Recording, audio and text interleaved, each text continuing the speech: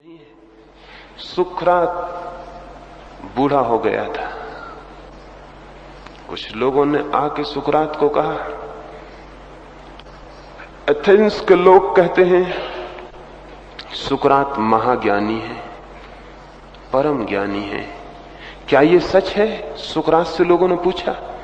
सुकरात ने कहा, जब मैं छोटा था और जब मुझे जीवन का कोई अनुभव नहीं था और जब मैंने जीवन को जाना नहीं था और जीवन से मैं परिचित न हुआ था, तब मुझे भी ये भ्रम था कि मैं जानता हूं। जब मैं छोटा था, बच्चा था, फिर मैं युवा हुआ, जीवन की बहुत ठोकरें मैंने खाई और जीवन के बहुत अंधेरे रास्तों पर मैं भटका।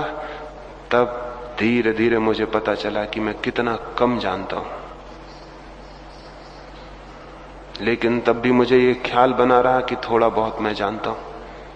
फिर मैं बूढ़ा हुआ और अनुभव की वर्षा मेरे ऊपर हुई और नए नए अनजान अपरिचित तथ्य मेरी आंखों में उभरे और धीरे धीरे मेरे ज्ञान का भवन गिरता गया।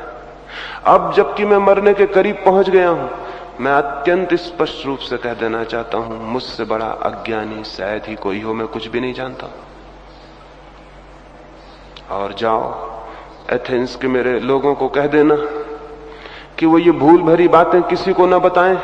वो मुझे प्रेम करते, ये तो ठीक है, लेकिन ये ना कहें कि मैं परम ज्ञानी हूं। वे मित्र वापस गए और उन्होंने एथेंस के समझदार लोगों को कहा कि तुम तो कहते हो सुकरात परम ज्ञानी है, लेकिन उसने खुद कहा है कि मैं तो परम अज्ञानी हूं।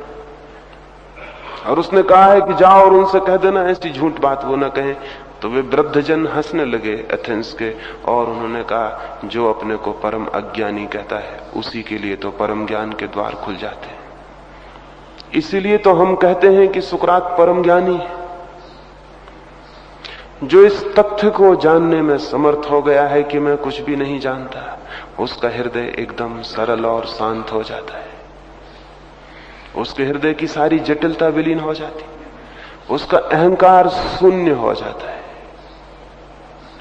वो मिट जाता है एक अर्थों में। उसके मन में तब कोई ख्याल और विचार नहीं रह जाते, तब कोई सिद्धांत और शास्त्र नहीं रह जाते, तब उसके भीतर कोई दावा नहीं रह जाता कि मैं जो कहता हूं वही सही है और दूसरे जो कहते हैं वो गलत है। तब वो कोई दावा नहीं करता, तब वो कोई घोषणा नहीं करता, तब वो कोई विवाद नहीं करता, तब वो कोई तर्क नहीं करता, बल्कि इस शांत अवस्था में कि मैं नहीं जानता हूं, उसका मन मौन हो जाता है और उसी मौन में वो जान पाता है। स्टेट ऑफ नोइंग, जानने की दशा, और स्टेट ऑफ नॉट नोइंग, न जानने की दशा। दो अवस्थाएं हैं चित्त की। एक चित्त की दशा है जब हमें लगता है कि हम जानते हैं। क्या जानते हैं? लेकिन हम क्या जानते हैं? हम आदमी क्या जानता है? कौन सा ज्ञान है आदमी के पास? विश्व की सत्ता के संबंध में कौन सी समझ है हमारी? दूर है विश्व की सत्ता, अपने ही संबंध में हम क्या जानते हैं? क्यों होता है जन्म, क्यों आ जाती है मृत्यु, क्या जानते हैं? क्यों चलती हैं श्वासें और क्यों बंद हो जाती हैं, क्या जानते हैं? क्यों हैं हम, हमारे होने की अर्थवत्ता और प्रयोजन क्या है, क्या जानते हैं? जो घर के द्वार पर पौधा लगा है, वृक्ष लगा है, वो भी क्यों है? आकाश में जो बादल उठते हैं, वर्षा करते हैं, सूरज उगता है, डूबता है, रात आती, दिन आते, क्यों है ये सब? क्या जानते हैं? क्या है हमारा जानना इस सारे विश्व के प्रति, इस विराट के प्रति? लेकिन अपने संबंध में भी जो मनुष्य कुछ नहीं जानता, वो भी ये ख्याल करता है कि मैं ईश्वर के संबंध में जानता हूं। अपने संबंध में भी जिसे कोई पता नहीं, वो भी ये दावा करता है कि मोक्ष के संबंध में मैं जानता हूं, स्वर्ग और नरक के संबंध में जानता हूं। और न केवल ये दावा करता है कि मैं जानता हूं, बल्कि ये भी दावा करता है कि दूसरे जो जानते हैं वो गलत है, जो मैं जानता हूं वही सही है। न केवल दावा करता है, बल्कि तलवारें निकाल के निर्णय भी करता है कि अगर हिंदू और मुसलमान, ईसाई और जैन, सिख और पारसी क्या करते रहे, न केवल हम सही हैं, बल्कि अगर कोई और कहता है कि तुम और भिन्न बात कहता है तो वो गलत है। न केवल वो गलत है, बल्कि इसका निपटारा हत्या से करने की कोशिश भी हम करते हैं। अद्भुत है हमारा ज्ञान, कहना चाहिए अद्भुत है हमारा अज्ञान। जीवन के बाबत कुछ भी ज्ञात नहीं है, लेकिन उस अज्ञात सत्य के संबंध में भी हम कल्पनाएं कर लेते हैं और कल्पनाओं पर लड़ते हैं, अनुमान कर लेते हैं, अनुमानों पर लड़ते हैं, हत्याएं करते हैं। सिद्धांतों और शास्त्रों के नाम पर कितने मनुष्यों की हत्या हुई है, कोई हिसाब है? धर्मों के नाम पर कितना खून हुआ है, कोई गणना है? मंदिरों मस्जिदों के नाम पर कितनी आग जनी हुई है, कोई हिसाब है? किसने की है ये जानने वाला आदमी जिसको ये भ्रम है कि मैं जानता हूं, जिसे ये ख्याल है कि मैं जो जानता हूं वो सत्य है, खुद के प्राणों का कोई पता नहीं, और हम दूर के सत्यों के निर्णायक बन जाते हैं। ये जो जानने का भ्रम है, जब तक न छूट जाए तब तक जानने के द्वार खुलते ही नहीं।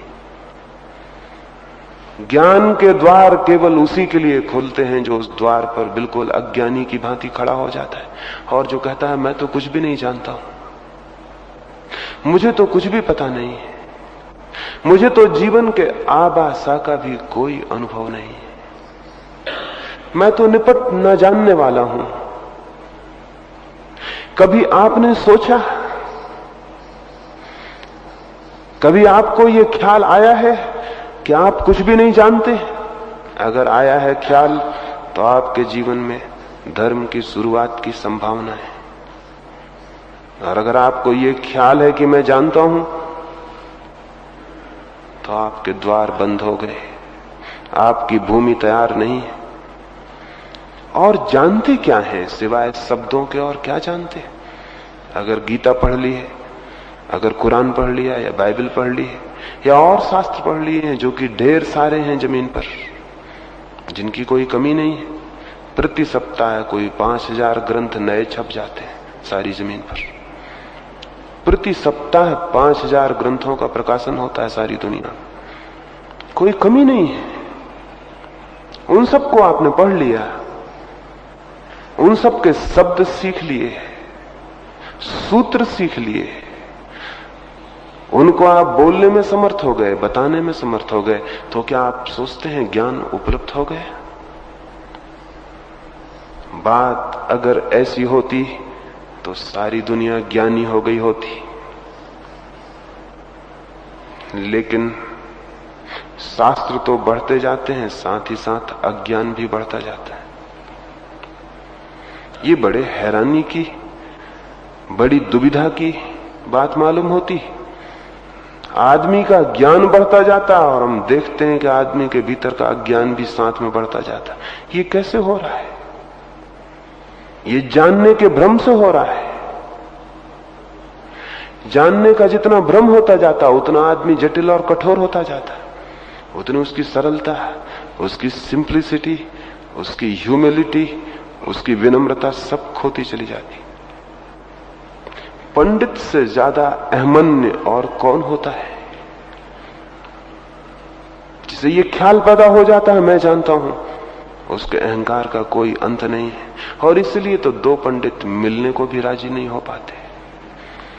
दो बड़े साधुओं को मिलाना कठिन है, दो पंडितों को मिलाना कठिन है। उनके अहंकार बड़े पैने हैं, एक दूसरे के साथ खड़ा होना कठिन है। आज तक दुनिया को पंडितों के सिवाय और किसने लड़ाया है, किसने तोड़ा है, किसने आदमी आदमी के बीच दीवारें खड़ी की? कौन है इसके लिए जिम्मेवार? ये जानने वाले लोग। और बड़े मजे की बात है, ज्ञान क्या तोड़ने वाला हो सकता है? ज्ञान तो जोड़ेगा, अज्ञान तोड़ता है।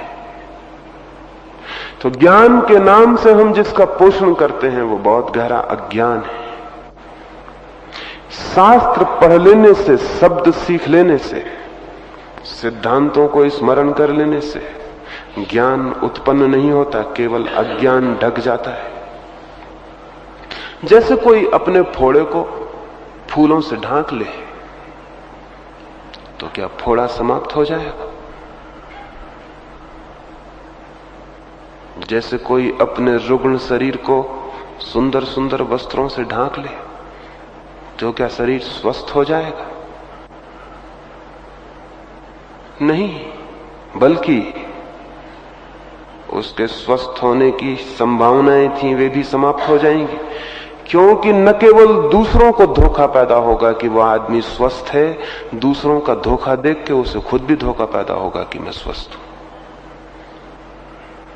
एक आदमी अपने फोड़े को छिपा ले, दूसरों को दिखाई पड़ना बंद हो जाएगा कि उसका फोड़ा नहीं है।